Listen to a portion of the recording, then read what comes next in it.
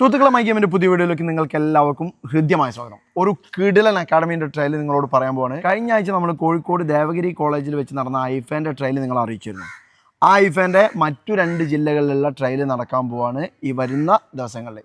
7-8 തീയതികളിൽ, മെയ് 7-8 തീയതികളിൽ 2 ജില്ലകളിൽ ട്രയൽ നടക്കാൻ പോവാണ്. സോ ഇന്നെൻ്റെ കൂടെ ഉള്ളത് നമ്മളെ ഐഫേലെ ഫിസിയോ സന ആണ്. അപ്പോൾ സന കുറച്ച് കാര്യങ്ങൾ അതിനെ പറ്റി ഒന്ന് ട്രയലിൻ്റെ ഡേറ്റ് 28-ാം തീയതി വെച്ച് കോഴിക്കോട് നടന്നതിൻ്റെ ശേഷം നമ്മളിപ്പോൾ കോഴിക്കോട് ജില്ലയ്ക്ക് വേണ്ടി നടന്നതായിരുന്നു. അതിന് ശേഷം ഇപ്പോൾ നമ്മൾ നടത്താൻ പോകുന്നത് 7-ാം തീയതി പാലക്കാട് ജില്ലക്കാർക്ക് നമ്മൾ ഐഫ അക്കാഡമിയിൽ വെച്ചിട്ട് തന്നെ നടത്താൻ പോകാനാണ്. ഓക്കെ, ഐഫാൻ്റെ ഗ്രൗണ്ട് നമ്മൾ മുന്നേ വീഡിയോയിലൊക്കെ കാണിച്ചിട്ടുള്ള ഐഫാൻ്റെ ഗ്രൗണ്ടാണ് ഈ ട്രയൽ നടക്കുന്നത്. പാലക്കാട്, മലപ്പുറം ജില്ലകളിലെ കുട്ടികൾക്ക് പങ്കെടുക്കാം. റൈറ്റ്.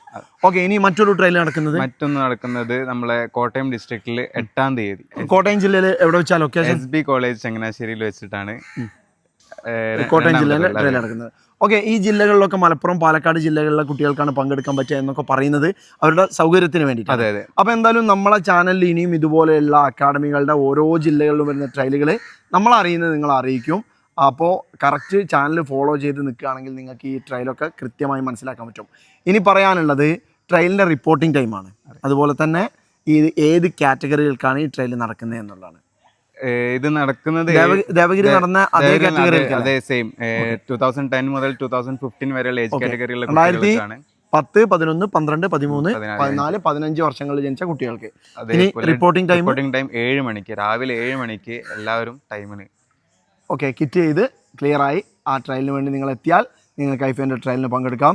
ഇനി എന്തെങ്കിലും ഡീറ്റെയിൽ നിങ്ങൾക്ക് കൂടുതലായിട്ട് വേണമെന്നുണ്ടെങ്കിൽ ഇതാ ഞാൻ ഈ കാണിച്ചു തരുന്ന ഈ നമ്പറിൽ നിങ്ങൾക്ക് വിളിക്കാവുന്നതാണ്. വിളിച്ച് കൃത്യമായി അന്വേഷിച്ചതിന് ശേഷം സമയവും തീയതിയും എല്ലാം കൃത്യമായി ബോധ്യപ്പെട്ടതിന് ശേഷം മാത്രം പോവുക. കാരണം നല്ല അക്കാഡമികളിൽ നിങ്ങൾക്ക് ട്രയൽ കിട്ടുമ്പോൾ അത് യൂസ് ചെയ്യുക എന്നുള്ളത് നിങ്ങളുടെ ഉത്തരവാദിത്തമാണ്. എപ്പോഴും പറയുന്ന പോലെ തന്നെ ട്രയലിന് പോകുമ്പോൾ ഒറ്റയ്ക്ക് പോകാൻ നിൽക്കേണ്ട.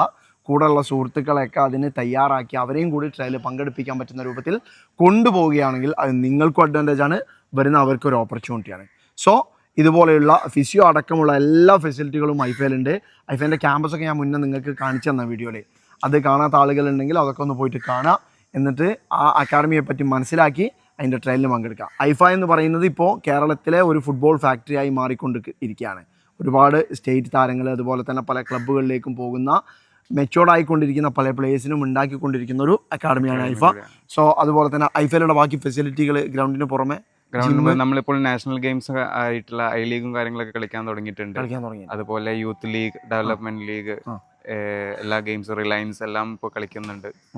എല്ലാം സിസ്റ്റമാറ്റിക് ആയിട്ട് പോകുന്നുണ്ട്.